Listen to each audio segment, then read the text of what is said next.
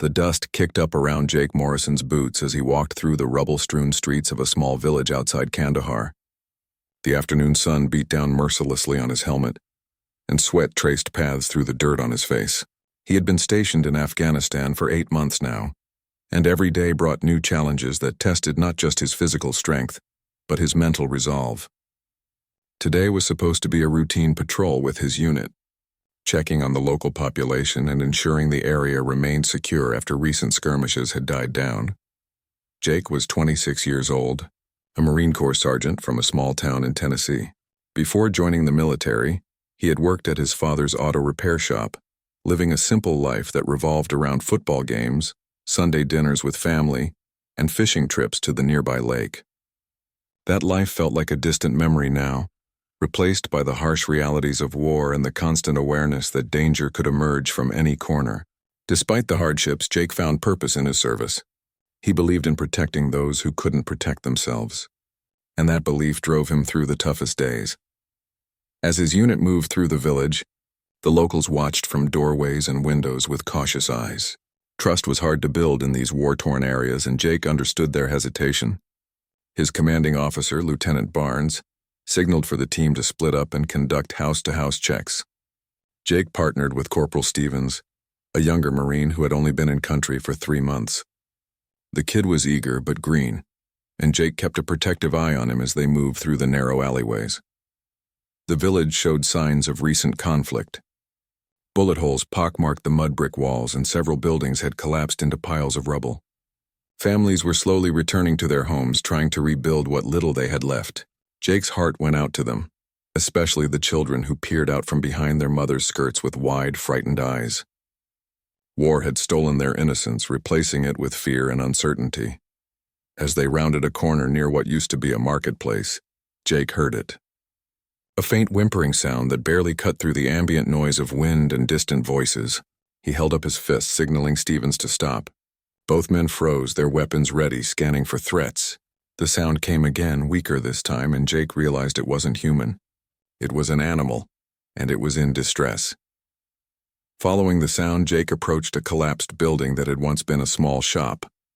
The roof had caved in completely, and twisted metal beams jutted out at dangerous angles. The whimpering grew louder as he got closer, and then he saw movement in the shadows beneath a section of fallen concrete. His training kicked in immediately. He checked the structural stability of the surrounding debris, noting which pieces could shift if disturbed. This wasn't his first rescue operation, though usually he was pulling out people, not animals. Stevens moved up beside him, and Jake pointed toward the gap in the rubble where the sound originated. Both men carefully removed smaller pieces of debris, working methodically to avoid causing a collapse. The sun was beginning its descent toward the horizon, and Jake knew they didn't have much time before they needed to return to base. But something in that desperate whimpering called to him on a level beyond duty or protocol. After clearing away enough rubble to create a larger opening, Jake finally saw her. A medium-sized dog, sandy brown with patches of white, lay trapped under a heavy beam. Her fur was matted with blood and dust, and one of her hind legs was twisted at an unnatural angle. But what caught Jake's attention immediately was the tiny puppy pressed against her side, nursing weakly. The mother dog's eyes locked onto Jake's, and in them he saw a mixture of fear, pain, and desperate hope. The mama dog growled weakly when Jake reached toward her, a natural protective instinct despite her injuries. Jake spoke softly, using the same calm tone he used when talking to his own dog back home, a golden retriever named Cooper, who was probably lounging on his parents' porch right now. He moved slowly, letting the injured animal see his hands, showing her he meant no harm. Stevens watched the perimeter, giving Jake space to work. Getting the dogs out wouldn't be easy.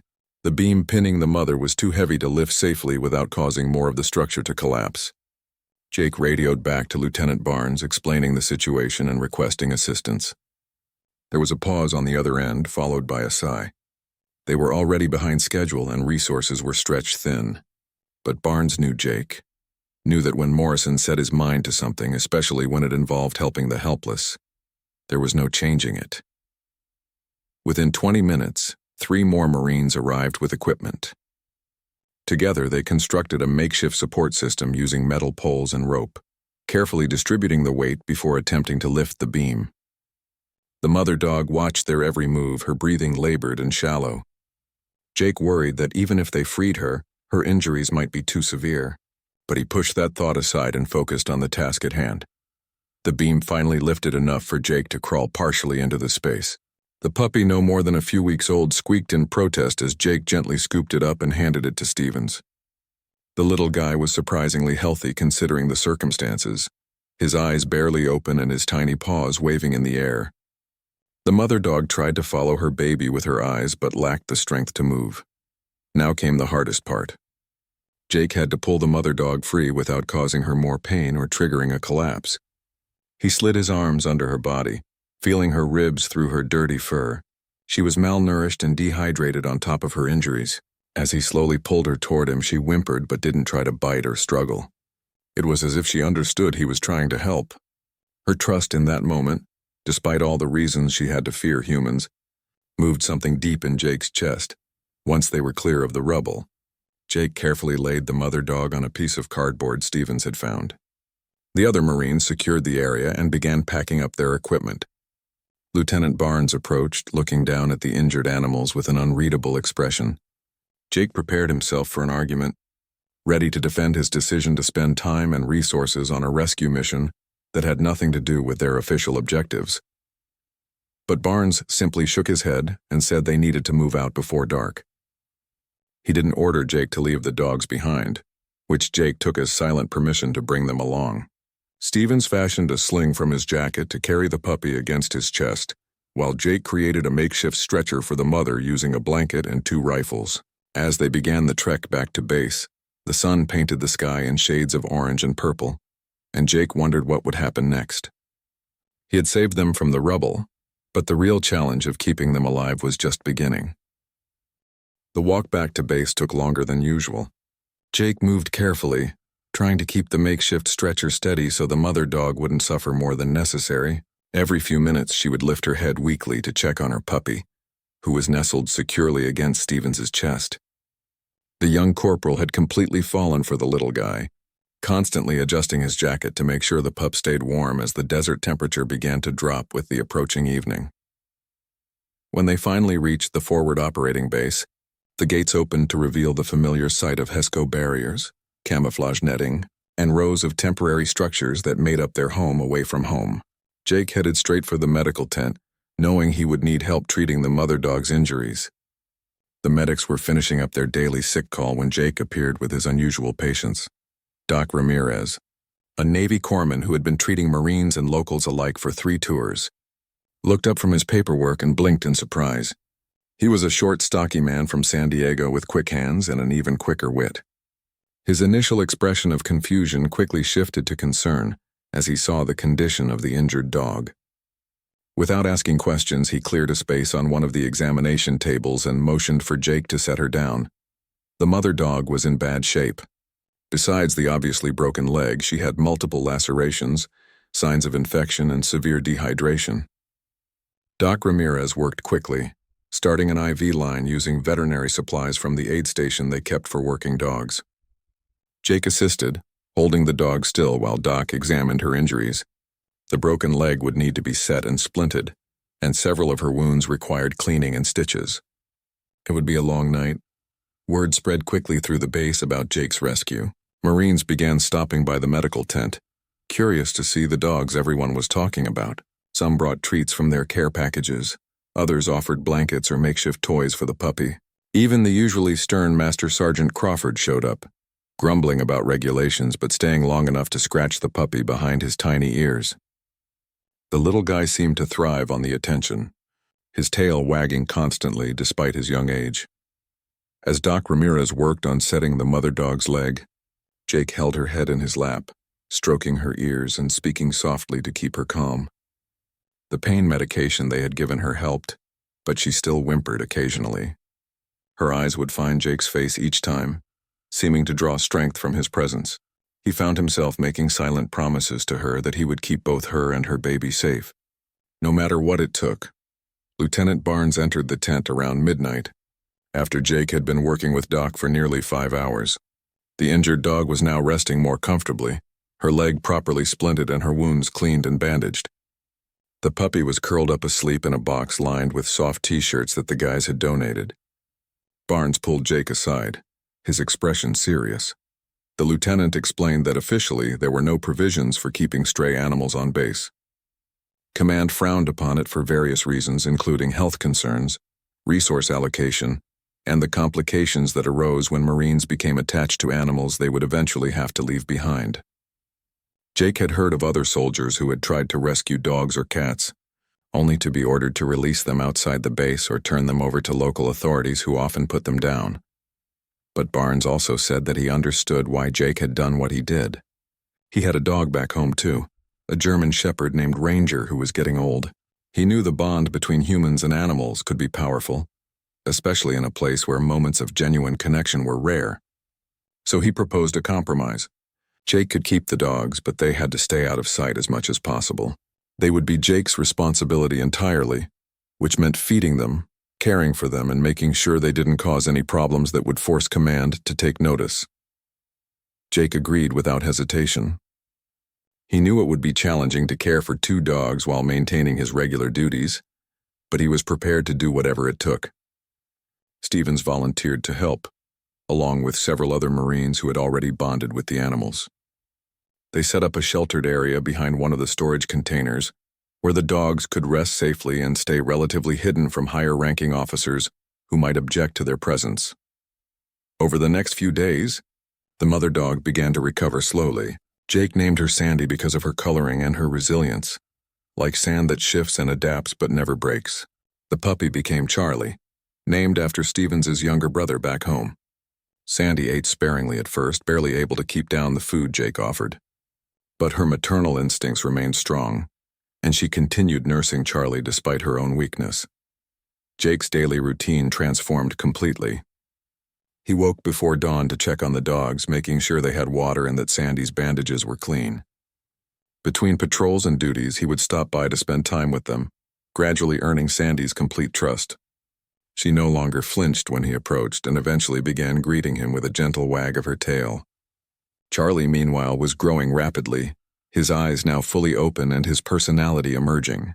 He was playful and fearless, attacking Jake's bootlaces like they were enemy combatants. Doc Ramirez checked on Sandy regularly, impressed by her progress. The infection had cleared up thanks to antibiotics, and her leg was healing properly in the splint. He estimated she would need at least 6 weeks before the bone fully mended, but her prognosis was good. He warned Jake, however, that the real challenge would be figuring out what to do with the dogs once it was time to rotate back to the States. Military regulations made it extremely difficult to bring animals home, and the process was expensive and complicated. Jake tried not to think about that future problem, focusing instead on the present. Each day brought small victories. Sandy standing on her own for the first time, Charlie eating solid food without his mother's help, the way both dogs would perk up when they heard Jake's voice approaching. These moments became bright spots in the otherwise difficult deployment, reminding Jake why life was worth protecting and fighting for. The other Marines on base began to see the dogs as good luck charms. Guys would visit them before heading out on missions, finding comfort in petting Sandy or playing with Charlie. Even some of the local contractors who worked on base stopped by, smiling at the sight of the little family Jake had created. In a place defined by destruction and violence, the dogs represented hope and healing. One evening, Jake sat in the shelter with Sandy lying beside him, her head resting on his thigh. Charlie was sprawled across his lap, snoring softly after a busy day of exploring his limited world. The sunset painted the sky in brilliant colors, and for a moment, Jake allowed himself to imagine a different future. One where he made it home safely, where Sandy's leg healed completely, and where both dogs could run free in the fields behind his parents' house in Tennessee. But reality had a way of interrupting peaceful moments. The radio on Jake's belt crackled to life with an urgent message. Intelligence had picked up chatter about potential hostile activity in a nearby area. His unit was being mobilized for a night operation. Jake carefully moved Charlie off his lap and gently lifted Sandy's head from his leg. He made sure both dogs had plenty of water and food, then secured their shelter before heading to the briefing. As he walked away, Sandy's eyes followed him, and Jake felt a pang in his chest. He wondered if she understood that sometimes he had to leave, that his duty called him away, but he always came back. He made a silent promise to her and to Charlie that tonight would be no different. He would complete his mission and return to them safely. He had to, because now he had more than just his fellow Marines depending on him. He had 2 innocent lives that trusted him completely, and he refused to let them down. The night operation stretched into the early morning hours. Jake's unit had been tasked with clearing several compounds suspected of housing weapons caches. The work was tense and dangerous, requiring intense concentration and constant vigilance. Every shadow could hide a threat. Every sound could signal danger. Jake moved through the darkness with his team, his training taking over as muscle memory guided his actions. But in the quiet spaces between moments of action, his thoughts drifted to Sandy and Charlie waiting for him back at base. They returned as the sun was beginning to paint the horizon with soft pink and gold light. Everyone was exhausted but unharmed, and the mission had been successful. Jake headed straight to the shelter where he had left the dogs, eager to check on them after being gone for nearly 12 hours. What he found made his heart sink.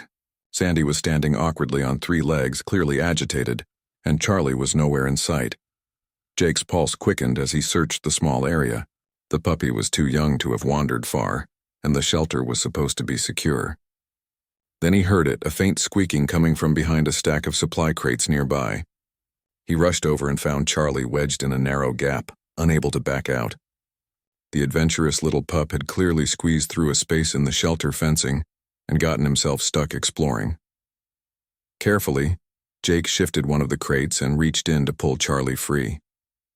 The puppy seemed completely unconcerned about his predicament, wagging his tail enthusiastically at the sight of Jake. But Sandy hobbled over as fast as her injured leg would allow, immediately beginning to sniff and lick her baby to make sure he was okay.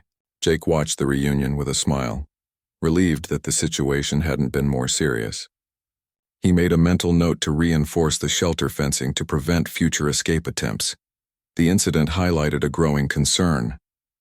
Charlie was getting bigger and more curious every day. Soon he would be too large for Sandy to manage alone, especially with her limited mobility.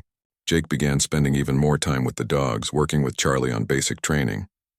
The puppy was smart and eager to please, quickly learning to come when called and to sit on command. Sandy watched these training sessions with what Jake swore was approval in her eyes. As weeks passed, life on base settled into a routine that included the dogs. They became such a fixture that even visiting officers seemed to accept their presence without comment.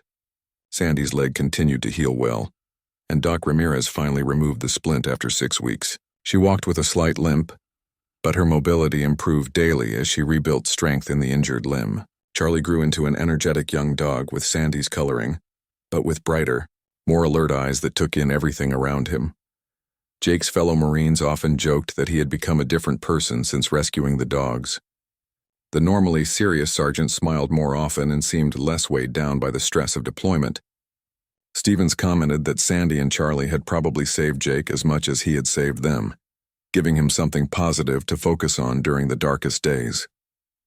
Jake didn't argue with that assessment. The dogs had indeed given him purpose beyond his military duties, reminding him of the good that could exist even in terrible circumstances.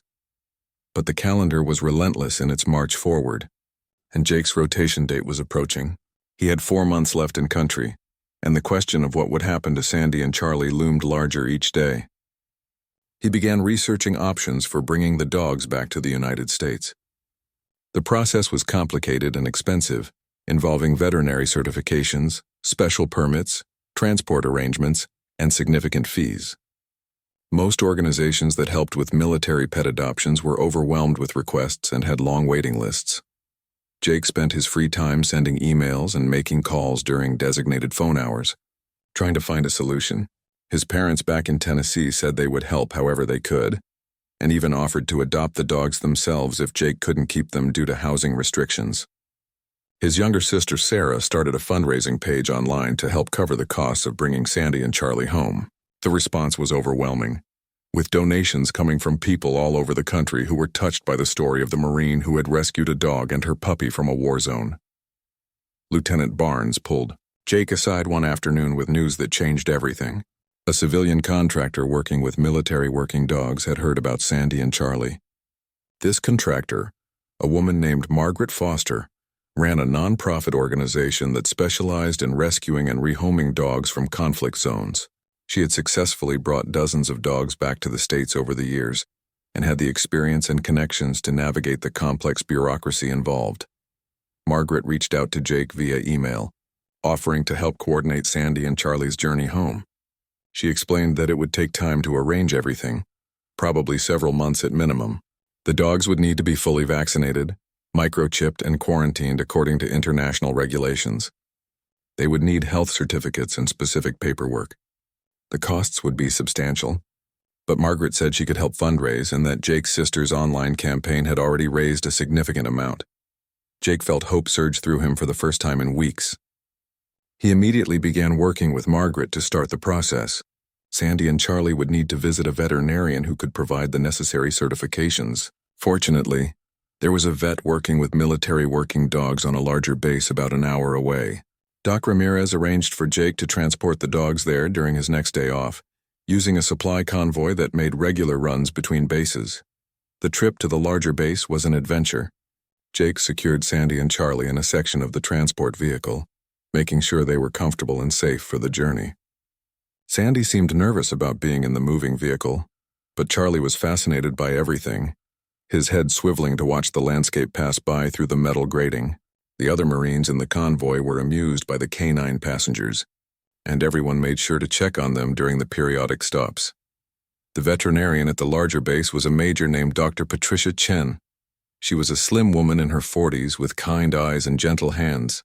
She examined both dogs thoroughly, taking notes and asking Jake questions about their medical history. Sandy submitted to the examination with patience, seeming to understand that this person was trying to help. Charlie, predictably, wanted to play and tried to lick Dr. Chen's face whenever she got close enough. Dr. Chen's assessment was encouraging. Sandy had healed remarkably well from her injuries, though she would always have that slight limp. She was healthy otherwise, if somewhat underweight, which could be addressed with proper nutrition. Charlie was developing normally and showed no signs of health problems. Both dogs received their necessary vaccinations, and Dr. Chen implanted microchips containing Jake's contact information. She provided Jake with copies of all the medical records and certificates he would need for the journey home. The return trip to their base was lighter in mood.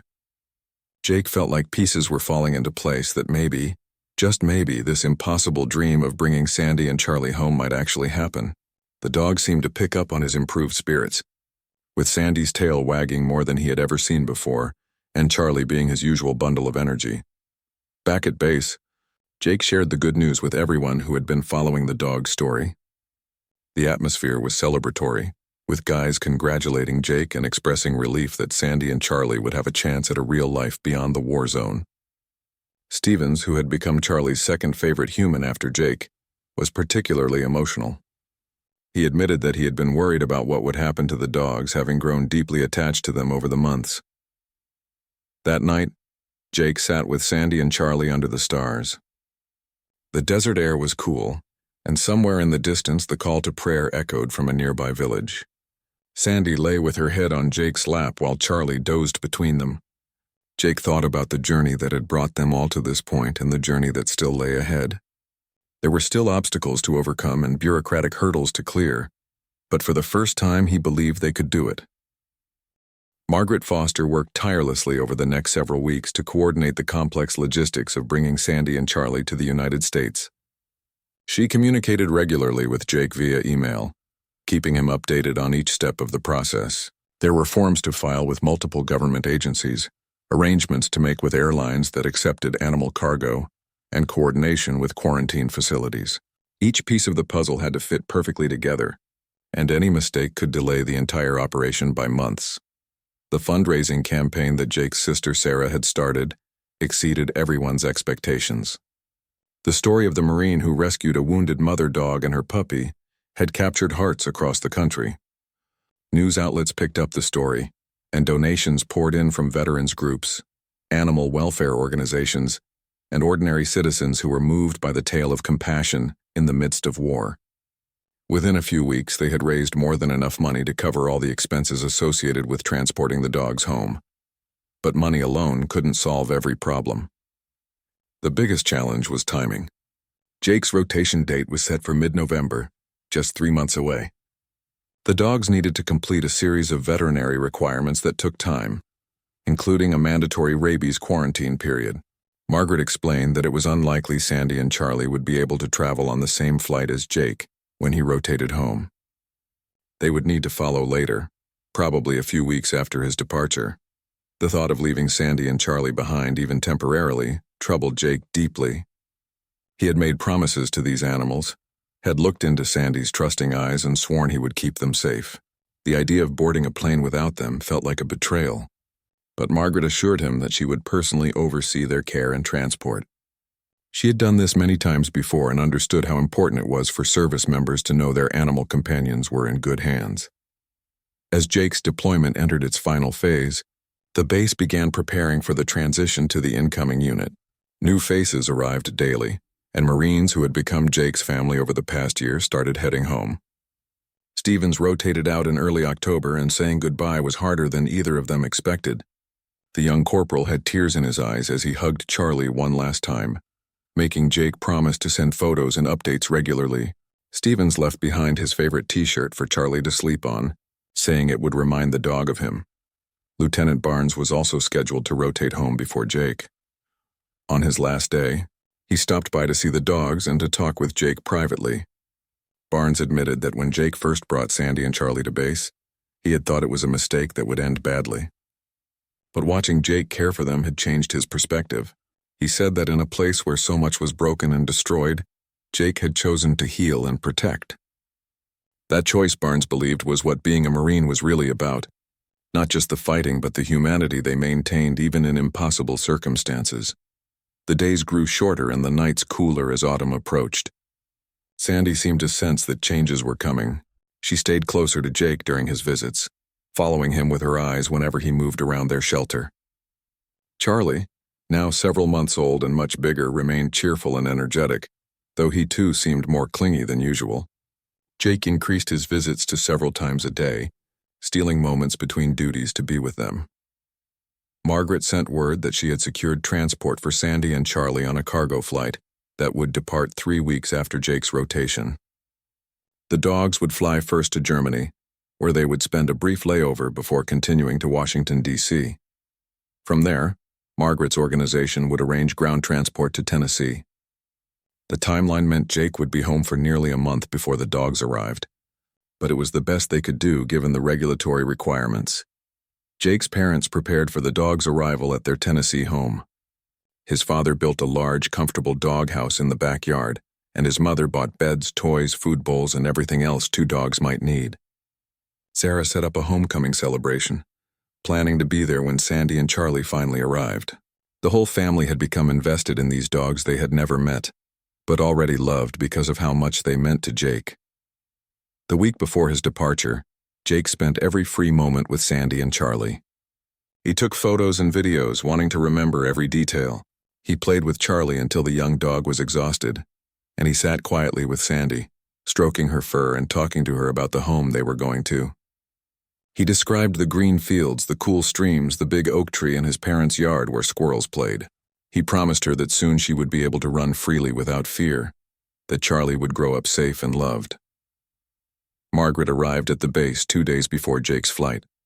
She wanted to meet the dogs personally and ensure everything was in order for their upcoming journey. She was a tall woman with gray-streaked hair pulled back in a practical ponytail, and she moved with the quiet confidence of someone who had done difficult things many times. When Jake introduced her to Sandy and Charlie, her professional demeanor softened. She knelt down and let both dogs sniff her hands, speaking to them in a gentle voice. After spending time with the dogs, Margaret sat with Jake and went through every detail of the plan. She showed him copies of all the paperwork, explained the exact route the dogs would travel, and provided contact information for every person who would be involved in their care and transport. She could see how anxious Jake was about leaving them, and she took time to reassure him. She told him about other animals she had successfully brought home for service members, showing him photos and sharing stories.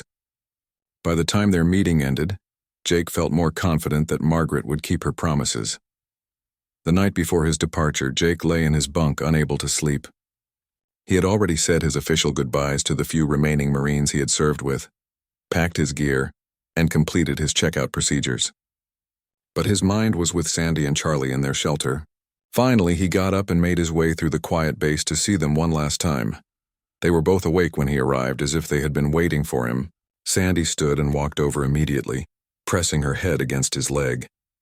Charlie bounded around excitedly before settling down beside his mother. Jake sat on the ground and both dogs crowded close to him. He wrapped his arms around them, feeling the solid warmth of their bodies, the softness of their fur. He talked to them for over an hour, his voice low and steady in the darkness. He told Sandy she was the bravest dog he had ever known, that her strength and will to survive had inspired him on his hardest days. He told Charlie to be good, to take care of his mother during their journey, and that soon they would all be together again. He made promises he intended to keep, about long walks and comfortable beds and never having to worry about being hurt or abandoned again. When he finally stood to leave, his eyes were wet. Sandy walked with him to the edge of the shelter, her limp barely noticeable now. Charlie followed, whining softly. Jake knelt one more time, pressing his forehead against Sandy's, letting her know without words how much she meant to him. Then he quickly walked away, not looking back because he knew if he did, he might not be able to leave at all. The next morning, Jake boarded the transport that would take him first to a larger base and eventually to a flight home. As the vehicle pulled away, he looked out the window in the direction of where Sandy and Charlie were, though he couldn't see them from this distance. He pulled out his phone and looked at the photos he had taken, already missing them terribly. But he held on to Margaret's assurances and his own determination. This was not goodbye forever. This was just a temporary separation before they could all be together in a place of peace and safety. The flight home was long and surreal. Jake dozed fitfully, dreaming of Sandy and Charlie running through Tennessee fields. When the plane finally touched down in the United States, he felt the strange disconnect that all returning service members experience. He had left one world and returned to another, but pieces of his heart remained behind, waiting to follow him home. Tennessee in late November was a stark contrast to the desert Jake had left behind. The air was crisp and cool, carrying the scent of wood smoke and fallen leaves. The familiar landscape of rolling hills and bare trees felt both comforting and strange after a year in Afghanistan. His parents picked him up from the airport in Nashville, and the 3-hour drive to their small hometown was filled with conversation and comfortable silences. They talked about everything and nothing, avoiding the heavy topics because those would take time to process. Home looked exactly as Jake remembered it. The white farmhouse with its wraparound porch, the workshop where his father still fixed cars, the barn that now mostly stored equipment rather than animals. His old bedroom remained unchanged, a shrine to his high school years with football trophies on the shelves and faded posters on the walls. That first night, Jake lay in his childhood bed, staring at the ceiling and thinking about Sandy and Charlie. Margaret had sent an email confirming that both dogs were doing well, and that preparations for their transport were proceeding on schedule. The days passed slowly. Jake reconnected with old friends, helped his father in the workshop, and tried to readjust to civilian life. But his thoughts constantly returned to the dogs. He checked his email obsessively, waiting for updates from Margaret. He walked the property multiple times a day, inspecting the shelter his father had built and imagining Sandy and Charlie exploring their new home. His mother noticed his restlessness and worried quietly, but she understood that her son needed time to find his footing again. Sarah visited frequently, bringing groceries and supplies for the dog's arrival. She showed Jake all the comments and messages on the fundraising page, thousands of well wishes from people who were following Sandy and Charlie's journey. Some were from veterans who had similar experiences with animals in war zones. Others were from animal lovers who were touched by the story. A few were from people who had simply needed to hear something hopeful in a world that often felt dark. Margaret's updates became more frequent as the departure date approached. Sandy and Charlie had completed their final veterinary checks and received their health certificates. All the paperwork was in order, and the cargo space on the flight had been confirmed. The dogs would travel in climate-controlled crates designed for animal transport, with food, water, and comfort items for the journey. Margaret sent photos showing both dogs looking healthy and well cared for, which eased some of Jake's anxiety. The flight was scheduled for December 10th, which meant the dogs would arrive in the United States 3 days later, after the layover in Germany and customs processing. Margaret would personally fly to Washington to meet them and oversee their transfer to the ground transport team that would drive them to Tennessee. She estimated they would arrive at Jake's parents' house on December 14th, weather and logistics permitting. As the date approached, the entire town seemed to become invested in the story. The local newspaper ran an article about Jake's rescue of Sandy and Charlie, and suddenly everyone wanted to help. The hardware store donated materials for additional fencing. The veterinary clinic in town offered free care for the dog's first year. The diner organized a welcome home gathering. Jake was overwhelmed by the generosity and support, though he felt uncomfortable with the attention. He had simply done what felt right in that moment, pulling an injured dog and her puppy from rubble. He never expected it to become something that people celebrated. On December 10th, Jake barely slept. He knew the dogs were boarding their flight somewhere overseas, beginning the long journey that would finally bring them home. Margaret sent him the flight information and tracking details so he could monitor their progress. Every few hours he checked his phone for updates, imagining Sandy and Charlie in their travel crates, wondering if they were scared or confused about what was happening. The layover in Germany went smoothly according to Margaret's reports. Both dogs were given breaks, fresh water, and food. The staff at the animal facility there were experienced with military pet transports and knew how to keep the animals calm and comfortable. Margaret sent a photo of Charlie peering curiously through the crate door, his tail visible in mid-wag. Sandy looked more reserved in her photo, but her eyes were bright and alert. The transatlantic flight seemed to take forever from Jake's perspective. He tried to keep busy, working on projects around his parents' property and helping his father organize the workshop. But his mind was always on that plane crossing the ocean, carrying two animals who had become so important to him.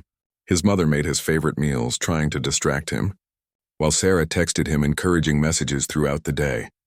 When Margaret confirmed that the plane had landed safely at Dulles International Airport, Jake felt relief wash over him. The dogs had made it to American soil. Now they just had to clear customs and veterinary inspection, which could take several hours. Margaret was there in person, coordinating with officials and ensuring everything proceeded smoothly. She sent Jake photos of the customs area and assured him that both dogs appeared to be handling the journey well despite the long hours of travel. The customs process took longer than expected. There were forms to review, microchips to scan, health certificates to verify. Sandy and Charlie waited patiently in their crates while officials completed their inspections.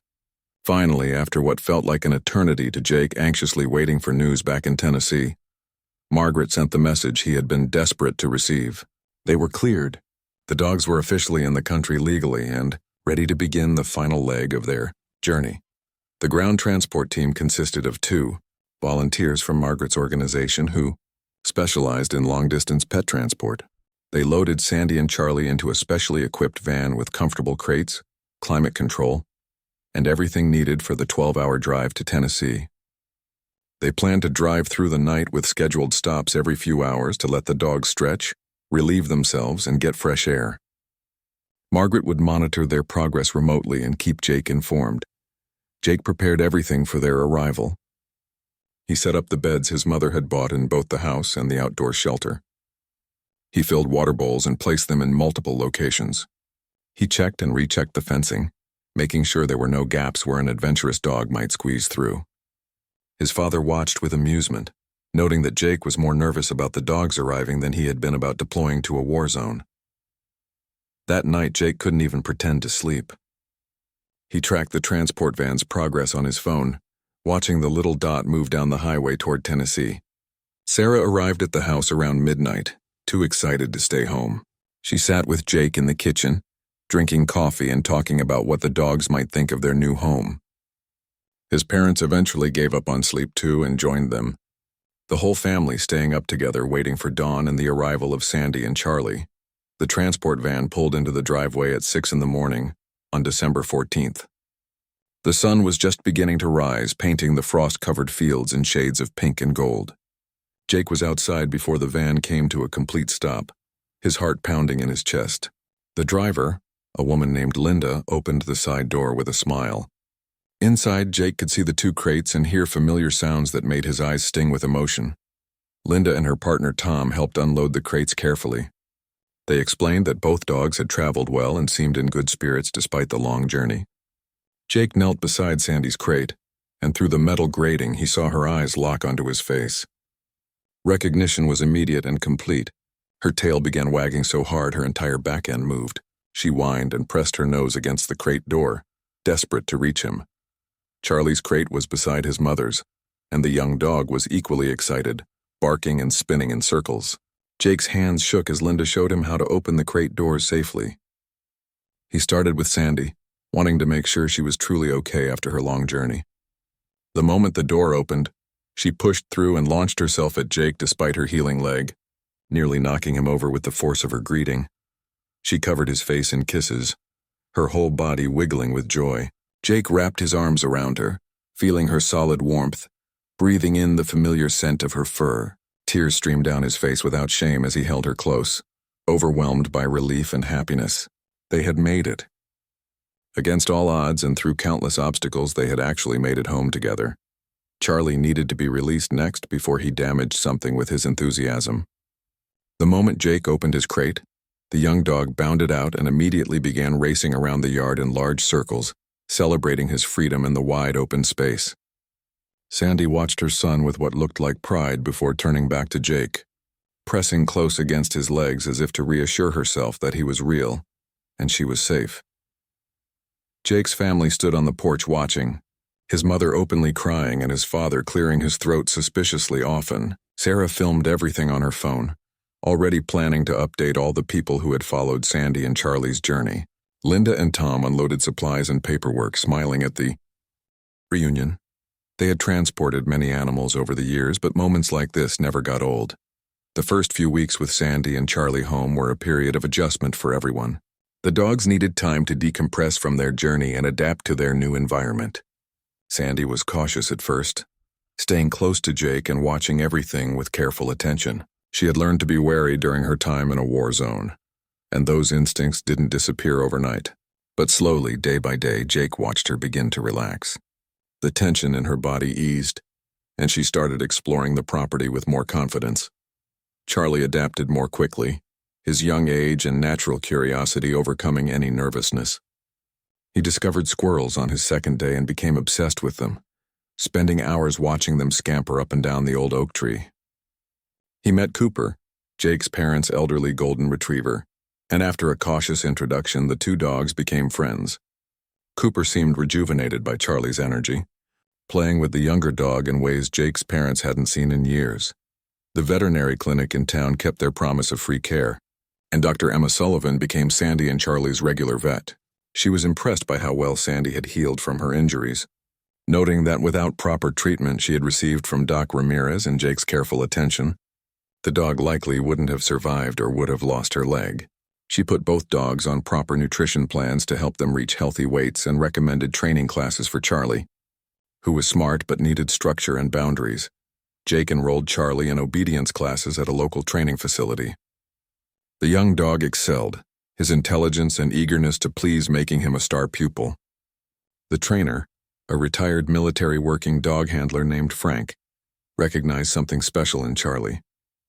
He suggested that with proper training, Charlie could potentially become a therapy dog or even a service animal. The idea intrigued Jake, and he began working with Charlie on more advanced skills beyond basic obedience. Sandy accompanied them to training sessions, content to lie quietly and watch her son learn. Other dog owners at the facility were drawn to her calm presence and the story of how she and Charlie had been rescued. Children especially loved Sandy, who seemed to have a natural gentleness with young people. She would sit patiently while they petted her, her tail wagging slowly, accepting their affection with dignity.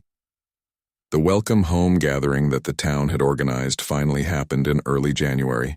The community center was packed with people who wanted to meet Sandy and Charlie, and to thank Jake for his service. It was overwhelming at first, with so many strangers wanting to touch the dogs and hear the story. But Jake's family helped manage the crowd, and both dogs handled the attention remarkably well. Sandy stayed close to Jake while Charlie worked the room like a politician, charming everyone he met. Stevens video called during the gathering, wanting to see Charlie and catch up with Jake. The reunion, even through a screen, was emotional. Charlie recognized Stevens's voice immediately and barked excitedly at the phone, trying to lick the screen. Stevens laughed through his tears, telling Charlie he was a good boy and had grown so much. He thanked Jake again for taking care of the dogs and for keeping his promise to bring them home safely. As winter turned to spring, life settled into a comfortable routine. Jake found work at his father's auto shop, using his mechanical skills from the Marines to repair cars and build relationships with customers. The work was honest and straightforward, a welcome change from the complexity of military life. Sandy and Charlie came to the shop with him most days, becoming beloved fixtures. Customers would often bring treats for them, and children begged their parents to take their cars to the shop where the hero dogs lived. Jake started speaking at schools and veterans groups about his experience. He talked about the importance of compassion even in difficult circumstances, about keeping promises, and about how animals could teach people about loyalty and unconditional love.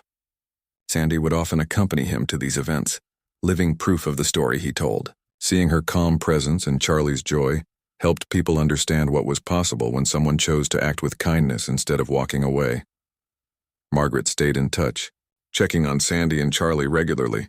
She told Jake that their successful homecoming had inspired donations to her organization that helped bring home dozens of other dogs from war zones. Their story had shown people what could be accomplished with determination and community support. She thanked Jake for trusting her and for being the kind of person who saw a wounded dog and her puppy as worth saving. Sarah's fundraising page remained active, but now excess donations went to Margaret's organization to help other service members bring animals home. The page became a hub for sharing success stories and connecting veterans with resources. Sarah managed it carefully, creating a community of people who believed that the bonds between humans and animals transcended borders and circumstances. By summer, Sandy's limp had nearly disappeared. She ran through the fields behind Jake's parents' house with Charlie, both dogs finally able to experience the freedom and safety Jake had promised them. He would watch them play, remembering that day in Afghanistan when he pulled Sandy from the rubble, not knowing if she would survive the night. The journey from that desperate moment to this peaceful one had been long and difficult, but seeing them thrive made every obstacle worth it. Charlie passed his therapy dog certification in June. At just 1 year old, he became one of the youngest certified therapy dogs in the state. Jake began taking him to hospitals, nursing homes, and schools where Charlie's gentle nature and enthusiasm brought comfort and joy to people who needed it. Sandy sometimes came along, providing a calmer presence for those who were anxious or overwhelmed. Together, the three of them made a difference in ways Jake had never imagined possible. The local newspaper did a follow-up story on the 1-year anniversary of Sandy and Charlie's arrival in Tennessee. The reporter interviewed Jake, his family, and several people whose lives had been touched by the dogs.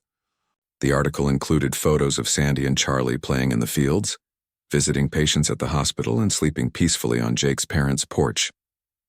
It was picked up by national media, and once again, people across the country were moved by the story of the Marine and his rescued dogs. But for Jake, the most important moments weren't the public ones. They were the quiet evenings sitting on the porch with Sandy's head in his lap and Charlie dozing at his feet. They were the early morning walks through dew-covered fields with both dogs running ahead, exploring their world without fear.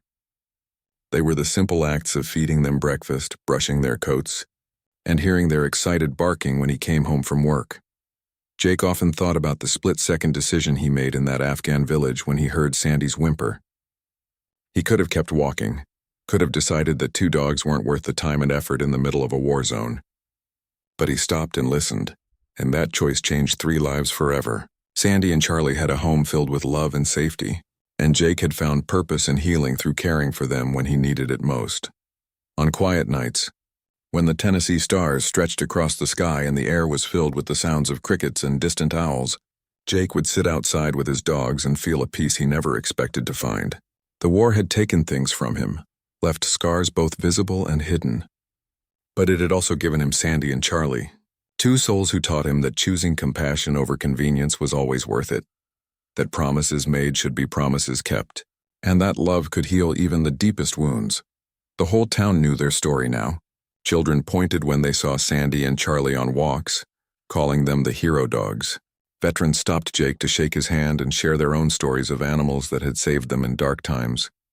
Elderly folks at the nursing home waited eagerly for Charlie's visits, their faces lighting up when the therapy dog bounded through the door with Jake and Sandy following behind. But perhaps the most profound impact was on other service members who reached out. Through social media and Margaret's organization, they shared photos of dogs they had found in Iraq, Afghanistan, Syria, and other conflict zones. They asked for advice on bringing these animals home, inspired by Jake's success. He helped whenever he could, offering guidance and encouragement, telling them that yes, it was difficult and expensive and complicated, but absolutely worth every challenge. Jake's story became a reminder that heroism wasn't just about combat valor or dramatic rescues. Sometimes it was about seeing suffering and choosing to alleviate it. It was about making sacrifices for those who couldn't help themselves. It was about keeping faith through obstacles and never giving up on the promises made to the most vulnerable. And it was about how acts of kindness, even small ones, could ripple outward and inspire others to be better. As Sandy grew older, her muzzle turning gray and her movements slower, Jake treasured every moment with her. She had survived war, injury, and an incredible journey, and now she was living the peaceful life she deserved. Charlie remained energetic and full of life, his therapy work bringing joy to hundreds of people.